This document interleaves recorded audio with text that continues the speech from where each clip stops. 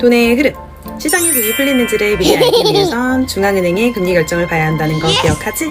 특히 그 중에서도 전 세계에 영향을 미치는 미국의 기준금리가 어떻게 결정되는지가 정말 중요해.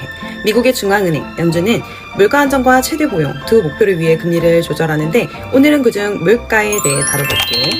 금리가 낮아지면 어떻게 될까? 은행 이자가 낮네. 그럼 난 예금 안 하고 차라리 투자할래.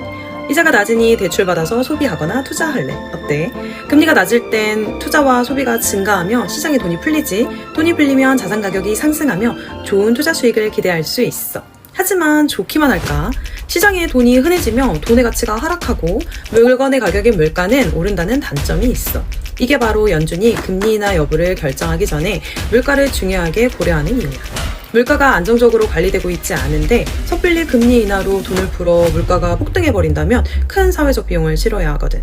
즉 우리가 금리 인하 시그널을 미리 포착하기 위해선 물가가 연준의 목표인 2% 수준으로 잘 관리되고 있는지를 봐야 한다는 뜻이지. 물가, 우리 동네 중국집 짜장면 가격을 보면 돼? 아니야. 물가는 개별 상품의 가격이 아니라 전체 상품과 서비스 가격을 의미해. 대표적인 물가 지표로는 CPI, PPI, PCE가 있어. 그중 미국 연준이 가장 중요하게 생각하는 것은 바로 PCE, 개인 소비 지출이야. 소비자가 직접 구매하는 장바구니 항목을 따로 뽑아 계산하는 CPI와는 달리 전체 상품과 서비스를 포함하여 계산하기 때문에 국민의 실제 소비 지출과 더 밀접하게 관련이 있기 때문이야. 하지만 CPI 역시 중요해. 보통 CPI가 PCE에 비해 먼저 발표되기 때문에 CPI를 통해 주인공인 PCE를 예측해 볼 수 있거든. 위에서 말한 물가지표를 보는 방법은 여러 가지가 있겠지만 나는 investing.com을 추천해. 주요 지표의 발표 일정과 이전 수치, 시장 예상치, 실제 발표치를 모두 확인할 수 있어. 만약 CPI가 이전 대비 또는 예상 대비 크게 낮아진다면 와, 물가가 안정되네? 그럼 금리 인하 할 수 있겠는데? 시장은 금리 인하 가능성을 높게 평가할 거야. 이러한 기대는 채권시장에 즉각 반영되어 채권 금리는 하락하고 증시는 상승해. 먼저 근원 CPI와 CPI에 대해 알아볼게. 근원 CPI란 CPI에서 유가와 농산물의 가격을 제외한 물가지수를 의미해.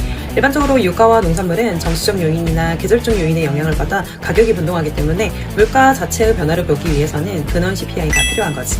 다음은 물가지표를 볼 때 자주 등장하는 MOM과 YOY. MOM은 전월 대비 얼마나 변했는지를, YOY는 전년 대비 얼마나 변했는지를 의미해. 그럼 우리가 중요하게 봐야 하는 것은 바로 근원 CPI, PCE의 전월 대비 변화치인 MOM이다. 지금까지 돈의 흐름을 알기 위해선 연준의 금리 결정 원리를 알아야 한다는 것과 향후 금리 결정 시그널을 예측하기 위해 필요한 물가지표 보는 것까지 설명했어. 혹시 물가 말고 연준이 중요하게 고려하는 고용지표도 궁금해? 그렇죠. 다음 시간에 고용지표에 대해 준비할게. 오늘도 내 이야기 들어줘서 고마워.